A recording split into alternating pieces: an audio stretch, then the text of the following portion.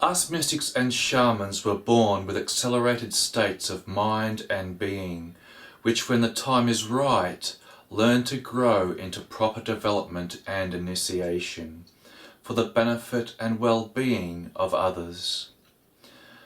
I am a person with a heightened genetic sensitivity factor, and if I do not take the right care and precaution, I am prone to encountering accelerated states of consciousness if I face too much stress and pressure from the environment around me. Fortunately for me, my encounters with such have been very few and far between since my first encounter 23 years ago now. In today's very prejudiced world, if anyone encounters mental trauma in their life, such as an acute episode of accelerated states of consciousness, psychosis, having your life associated with such a mental illness can be an immediate death sentence for you, insofar as having a positive, productive social life, making new friends, and being successful and accepted in the business world.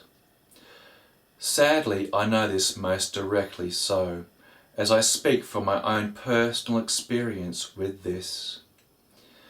In many ways, besides my encounters with such, taking the very brave and bold plunge over 10 years ago now to speak out as a human rights advocate for mental health, it has done more harm than good to my good reputation, that in myself I've kept most well and stable for many years now.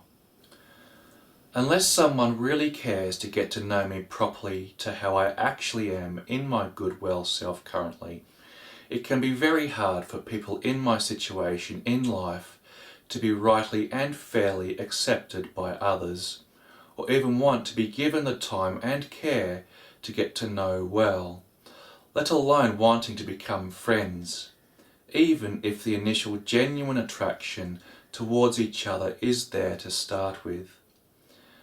Very, very sadly, this is the curse I have to live with, the continual unjust prejudice and stigma of society and others, both inside and outside of the medical profession. As the very compassionate and empathic person I am, I always like to give a person the benefit of the doubt, even as gifted as I am at reading people most well. Sadly so, this never happens for people like me, once we disclose our past experiences with mental trauma encountered in life. In terms of disclosure, mental illness is a death sentence, as far as having a positive, productive social and business life, and making friends, who have not encountered such things in life. It will most likely take another good 100 years or so before the true, deeper nature of what we call mental illness today is actually known for what it truly is. An accelerated, revved up subconscious state that has fled up upon the conscious mind due to environmental stress and pressures.